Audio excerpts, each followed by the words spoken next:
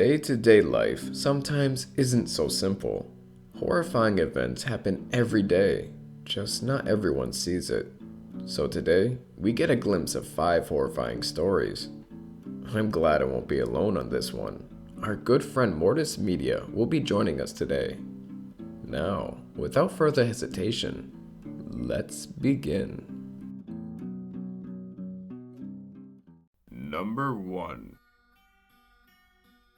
The other day at work, we were basically told to look out for ourselves and others, wait for a security guard, etc. Now this was a normal thing for the suburb we live in, but it was still a bit strange. My coworker's friend from Nightville told me why. Their friend and coworker finished up around 12 and was approached by this guy when he was at his car.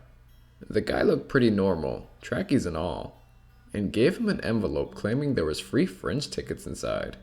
Side note for clarification, Fringe is an art festival, music, comedy, and dancing, etc. There was some sort of white powder on the ticket, but he just assumed it was cocaine or something. Again, this is not uncommon for this area. So he grabbed it, planning to throw it out later because it was probably counterfeit. His mates came out around 12:15 to see him with something like burns on his hands, and felt like he was burning on the inside, and he couldn't breathe properly. Luckily, he was still conscious and told them to take him to the hospital, which, luckily for him, wasn't that far away.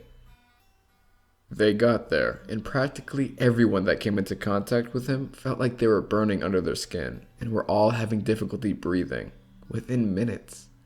They had to call the hazmat, and everyone was decontaminated. Luckily, everyone was okay. Knowing that shit is so close to home is really unnerving. It was like that anthrax issue, except there were no deaths.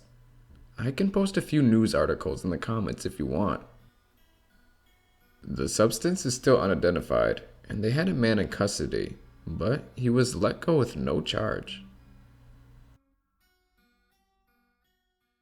Number 2. My husband began working overnights a few months ago. So this means my dog and I usually watch TV and sleep the night away before he arrives home. Sometimes I'll just draw all night long whilst the dog sleeps at my feet. And when the weather is decent, I'll take her out for a jog, or I'll take her to my friend's house so that we don't die of boredom. One night whilst drawing some fan art for my favourite band, I decided to put my drawing pad down and go for a walk to get a soda for myself and maybe a pack of peanut butter crackers for the dog. I got the dog ready and we left. I remember this happening around late summer because our town likes to prepare for Halloween 2 months in advance. Pumpkins began appearing everywhere, and my dog liked to try to stop and steal the tiny pumpkins from the cute displays that littered our town. I can't count how many times I would have to apologize for my rude dog's behavior. So whilst we were jogging, I was carelessly dragging my 70-pound pit bull mix away from her beloved tiny pumpkins, when a man across the street began yelling something that I couldn't make out at the time. Of course, I turned around and asked him what he had said. We had a short and uneasy conversation that went something like this. "Yeah, so what are you doing out here? It's kind of late." I'm just taking the dog out for a walk." "Why? Isn't the old man supposed to be doing that?" said the man. I wondered if I even knew this guy. He'll be back from work when I get home." Then the man replied, "Oh really? Does he always let you take the dog out this late?" After the man said that, he started moving across the street quickly and would not break eye contact with me. I started backing away, I was ready to run, but my 70-pound blue pit bull mix started growling and snarling. Somehow my dog knew that this was not right. The man snapped out of his bullshit and looked down to see my dog flashing her pearly white teeth. My dog lowered her head and stared this idiot in the eyes. The man tried to laugh it off and took one more step forward, which sent my dog into a rage. My dog lunged and barked like she was going to rip his head off. I thank God I had a grip on her leash, otherwise this man might have been doggy kibble. The man finally got the hint and turned back. He muttered something to himself as he walked away, and I couldn't make out what it was. I don't even want to know, to be honest. I'm just happy that my dog was there that night, because otherwise who would have known how that conversation could have gone differently. I need to point out that my dog has always been very friendly and has never growled or tried to attack anyone before or after this incident. I'm just so glad that she was there to save my ass from that guy that night. So creepy guy that is overly concerned about women that walk their dogs at night. Let's never meet again, or my dog may take a good bite out of your ass next time. Number 3. When I was a teenager, I took a job at a local grocery store. My job description was basically to be the gopher. I fetched carts, bagged groceries, cleaned messes, and set up displays and the liking. It wasn't a glamorous job, but I was young, and it was money. But I digress. One day, I was out in the lot in the middle of my shift fetching carts. There was only a couple, so I grabbed them and began walking back to the entrance of the store. I was passing the last few parking spaces before crossing the little roadway in front of the entrance. This is when I hear, "Hey, excuse me," coming from my left. I turned my head and see a man in the passenger seat of a big truck. I was facing the store, and the truck had been pulled into a spot in the last row to the left of the store in a way that I was nearest the passenger, and the driver was closest to the front of the store. I replied, "Yes," and he motioned me to come closer. I approached the truck carefully, so I was just close enough to see in. It has been years, so I can't give a very detailed description, but they were both broad and had beards, and were probably in their mid-30s. When I stopped, the passenger asked, "Does a woman named April work here?" There was a woman who worked here with that name, but she wasn't there that day. Now, I was young, but not a total idiot, and I didn't want to tell him yes because anyone who knew her would just go in and ask for her, right? I couldn't find words, but I guess my look told him yes. I was just kind of standing there, muttering. He looks kind of exasperated with me and reaches down and pulls out his wallet and pulls up a $100 bill and a piece of paper that says, "Look, we know she works here. I will give you this now and another one as a reward later if you just call me next time she comes into work. And don't mention this to anyone." He sticks his arm out the window with the money and what I assume is his phone number. Now I am scared. Two big men are offering a young-looking girl $200 to tell them when another woman comes into work? Shady is an understatement. I hadn't worked there too long, and April was older, late 20s I think, but she was a coworker, and this was creepy. My loyalty was to her, not to weird strangers. I quickly went from scared to mad, and when I found my voice, I very sternly said, "Absolutely not." I ditched the carts and I had practically ran back into the store.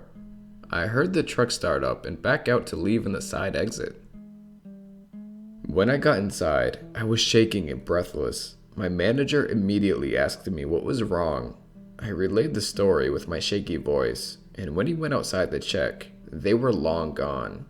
He went to the office and he called the police, and then called April to tell her the story. I ended up having to write down my account of what happened, and talk to a couple officers that showed up. I reviewed the surveillance tape with my manager and boss, but the truck had parked out of range of the cameras. Like I said, shady. I was allowed to go home after that, and had the next 2 days off. For about 2 weeks, April didn't come to work, and when I asked my manager if we had any idea about who those people were, he said he didn't know. When April did come back, she took me aside and thanked me. I just told her I did what I thought was right, and that was that. She didn't tell me what was going on, and I didn't ask. I never heard anything more about it. I left that job a few months after, for a better one, and I still don't know the full story. I'm just glad April wasn't in that day.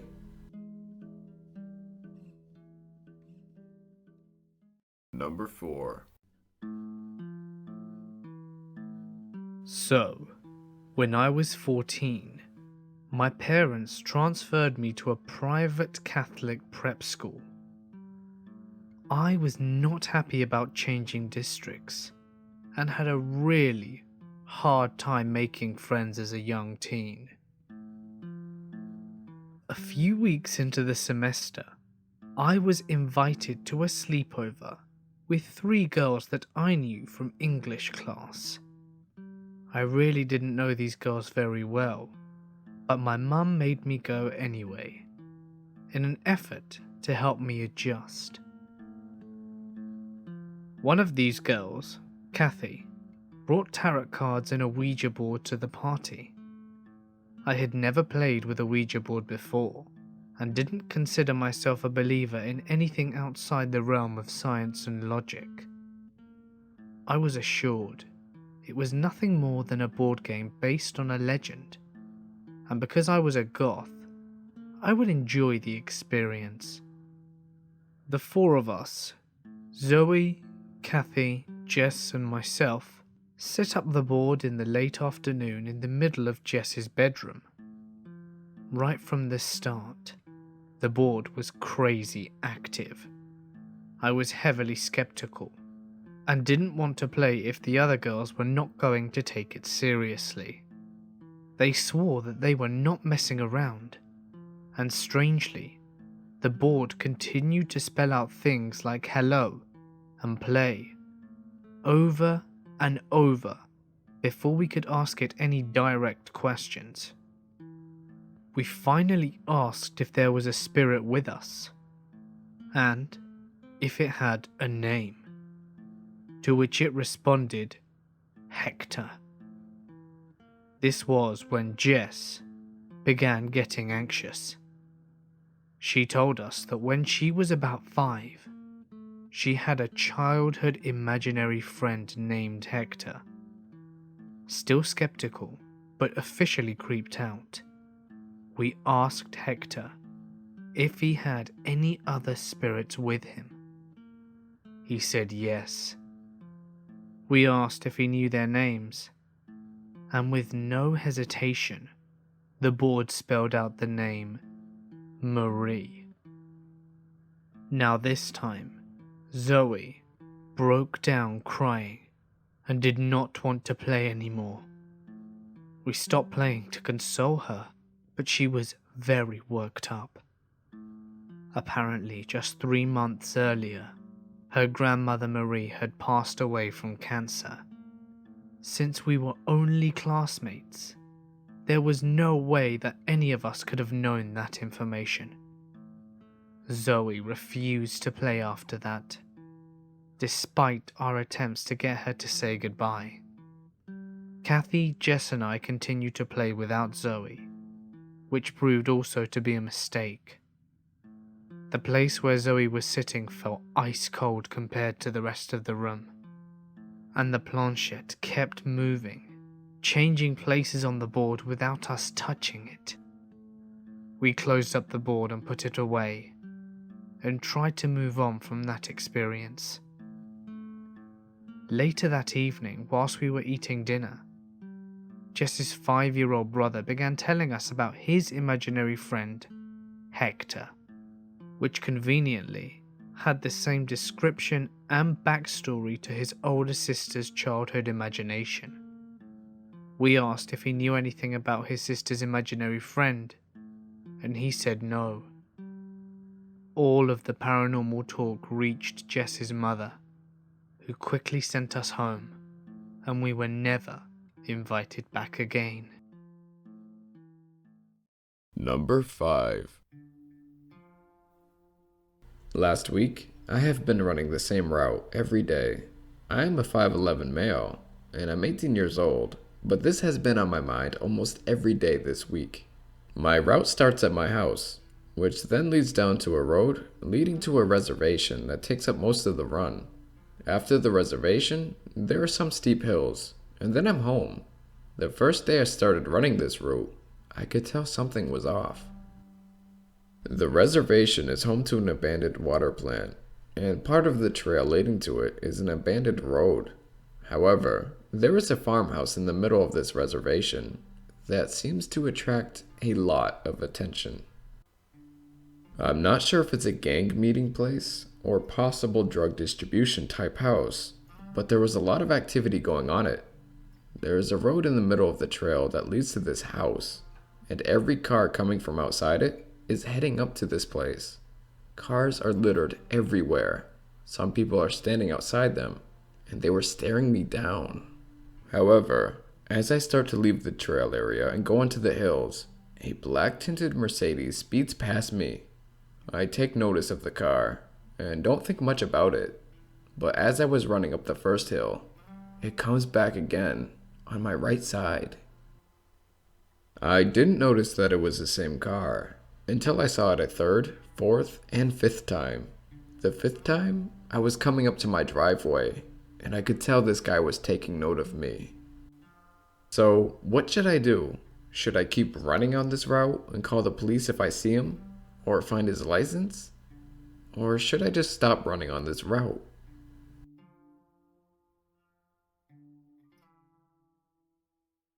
This makes me wonder, why don't I have a dog? Anyway, I hope you enjoyed these stories. A big thanks goes to Mortis Media for joining us today. If you liked him, please check him out if you haven't already.